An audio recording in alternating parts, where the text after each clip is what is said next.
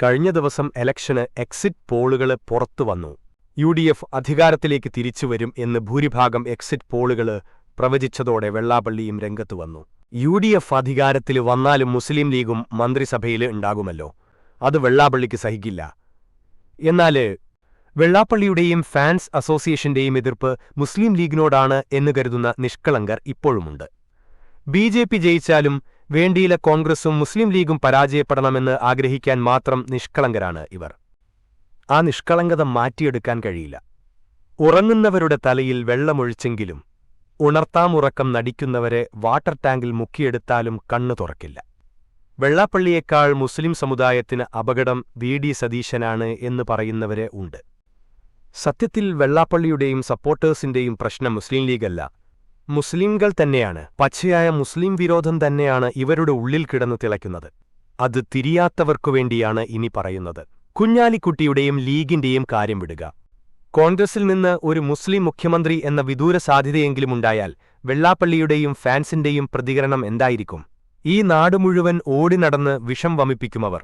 അത് മനസ്സിലാകണമെങ്കിൽ ഷാഫി പറമ്പിലിനോടുള്ള സമീപനം ശ്രദ്ധിച്ചാൽ മതി. സുഡാപ്യവർഗീയവാദി, മതവാദി, തീവ്രവാദി എന്നൊക്കെയാണ് ഷാഫിയെ വെള്ളാപ്പള്ളി ആൻഡ് ഫാൻസ് വിശേഷിപ്പിക്കുന്നത്. ഷാഫിയിൽ നിന്നുണ്ടായ ഒരു വർഗീയ പരാമർശം, ഒരു പ്രവർത്തനം ചൂണ്ടിക്കാണിക്കാൻ പറഞ്ഞാൽ ഉത്തരമുണ്ടാകില്ല. പക്ഷേ ഷാഫി സമം വർഗീയവാദി എന്ന വിദ്വേഷ പ്രചാരണത്തിന് മാത്രം കുറവുണ്ടാകില്ല. പാലക്കാട് നിന്ന് നിയമസഭയിലേക്ക് ജയിച്ചപ്പോൾ ഇല്ലാത്ത ചാപ്പ വടകരയിൽ നിന്ന് ലോക്സഭയിലേക്ക് മത്സരിക്കുമ്പോൾ ഷാഫിയുടെ മേൽ ആരോപിക്കുകയാണ്. ഇവരുടെ പ്രശ്നം ഷാഫി എന്ന പേരാണ്, ആ പേരിലെ മതമാണ്. കുഞ്ഞാലിക്കുട്ടി മുഖ്യമന്ത്രിയാവുക എന്ന ഒരിക്കലും സംഭവിക്കാൻ സാധ്യതയില്ലാത്ത ഒന്നിന്റെ പേരിൽ കുളം കലക്കുന്നവർക്ക് ഷാഫി മന്ത്രിയെങ്കിലുമാവുന്നത് സഹിക്കാനാകില്ല. ഈ തെരഞ്ഞെടുപ്പിൽ മത്സരിച്ചിട്ടില്ല ഷാഫി, എന്നിട്ടും അയാൾക്കെതിരെ എമ്മാതിരി വിഷമാണ് സോഷ്യൽ മീഡിയയിലൂടെ ഒഴുക്കിവിട്ടത്. ഷാഫിക്ക് മാത്രമല്ല, മുസ്ലിം സമുദായത്തിൽ പിറന്ന രാഷ്ട്രീയത്തിൽ ശോഭിക്കുന്ന ഏതൊരാൾക്കെതിരെയും ഈ ചാപ്പകൾ ഉപയോഗിക്കപ്പെടും. വേറൊരു സമുദായത്തിൽ പിറന്ന ഒരാൾക്കും ഈ അവസ്ഥയുണ്ടാകില്ല. ഷാഫിയോ കുഞ്ഞാലിക്കുട്ടിയോ വി.ഡി. സതീശനോ പിണറായി വിജയനോ എം.വി. ഗോവിന്ദനോ വിമർശങ്ങൾക്ക് അതീതരല്ല.